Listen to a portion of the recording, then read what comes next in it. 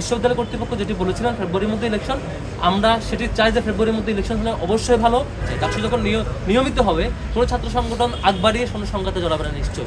যদি ডাকসু অন টাইমে হয়, ডাকসু দ্রুত সময়ের মধ্যে হয়, নিয়মিত ডাকসু হয়, তাহলে যেটা দেখা যাবে শিক্ষার্থীদের প্রতিনিধিত্ব যারা করতে চাবেন, রাজনৈতিক ছাত্র সংগঠনগুলোর নেতৃবৃন্দ, তারা শিক্ষার্থীদের কাছাকাছি আসতে বাধ্য হবে এবং বাজে কালচার থেকে দূরে থাকার চেষ্টা করবে। একটু ব্যাকগ্রাউন্ড বলা দরকার। ঢাকা বিশ্ববিদ্যালয়ের ইতিহাসে সম্ভবত এটাই প্রথম যে গণরুমের বিলুপ্তি হয়েছে, গেস্ট রুমের বিলুপ্তি হয়েছে। এটাই প্রথম যেখানে প্রথম বর্ষের শিক্ষার্থীরা তার মেরিট বেসিসে এবং কন্ডিশন বেসিসে সিট পায়, এবং এখানে বাংলাদেশের ইতিপূর্বে যে পলিটিক্যাল বাজে কালচার ছিল সেটি একেবারে বিলুপ্তি সাধন হয়েছে 5 তারিখের পর থেকে। আমরা কোনোভাবেই চাই না সেটা আবার ব্যাক করুক।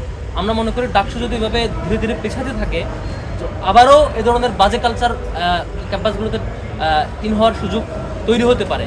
বরং যদি ডাকসু অন টাইমে হয়, ডাকসু দ্রুত সময়ের মধ্যে হয়, নিয়মিত ডাকসু হয়, তাহলে যেটা দেখা যাবে শিক্ষার্থীদের প্রতিনিধিত্ব যারা করতে চাবেন, রাজনৈতিক ছাত্র সংগঠনগুলোর নেতৃবৃন্দ, তারা শিক্ষার্থীদের কাছাকাছি আসতে বাধ্য হবে এবং বাজে কালচার থেকে দূরে থাকার চেষ্টা করবেন।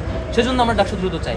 দ্বিতীয়ত, যে সংস্কার সংক্রান্ত ইস্যু, সেটি আমরা যেটি চাই সেটা হচ্ছে আমাদের প্রস্তাবনা, এবং আরও অনেক সংগঠন প্রস্তাব দিয়েছে, যৌক্তিক প্রস্তাবনাগুলোকে আমলে নিয়ে দ্রুত সিন্ডিকেট মিটিং কল করে এবং অথরিটির প্রয়োজনীয় মিটিংগুলো কল করে জানুয়ারির মধ্যে সংস্কার নিশ্চিত করা, এবং জানুয়ারির মধ্যেই ডাকসুর পূর্ণাঙ্গ রুটম্যাপ ঘোষণা করা, যাতে করে আমরা বিশ্ববিদ্যালয় কর্তৃপক্ষ যেটি বলেছিলেন ফেব্রুয়ারির মধ্যে ইলেকশন, আমরা সেটি চাই যে ফেব্রুয়ারির মধ্যে ইলেকশন হলে অবশ্যই ভালো। যদি কোনো কারণে বিশ্ববিদ্যালয় কর্তৃপক্ষ আরও অতিরিক্ত সময় তাদের প্রয়োজন মনে করেন সেটি বাস্তবায়ন হয়, সেটি যৌক্তিক কারণ দর্শাবেন এবং আমাদেরকে রুটম্যাপ জানাবেন বলে আমরা দাবি করছি, এবং যত সময়ের মধ্যে ডাকসু হোক সেটাই চাই, যাতে করে কোনো ধরনের কোনো মাধ্যমে কোনো কারণে আমাদের হলগুলোতে আবার কোনো রাজনৈতিক বাজে কালচারের প্রবেশ বা অনুপ্রবেশ না করে। একনল হ্যান্ড ওয়াশ 100% প্যারাবেন ফ্রি, তাই নিরাপদ হাতের জন্য আস্থা রাখুন একনলে। কম্পিটিটিভ জায়গা, সেখানে ছাত্র সংগঠনের মধ্যে কম্পিটিশন থাকবে, সেটিকে আমি প্রতিযোগিতা হিসেবে উল্লেখ করতে চাই।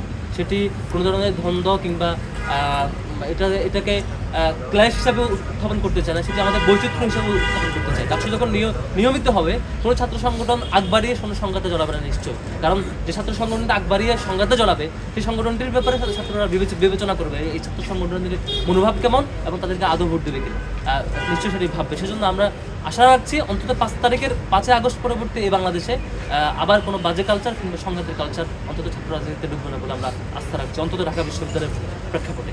বিশ্ববিদ্যালয়ে common room, cafeteria, ready room, বিভিন্ন বিষয়ে বিভিন্ন দায়িত্ব অর্পিত হয়েছে, কিন্তু ঢাকা বিশ্ববিদ্যালয়ে প্রত্যেকটা হলে ধর্মীয় উপাসনালয় আছে।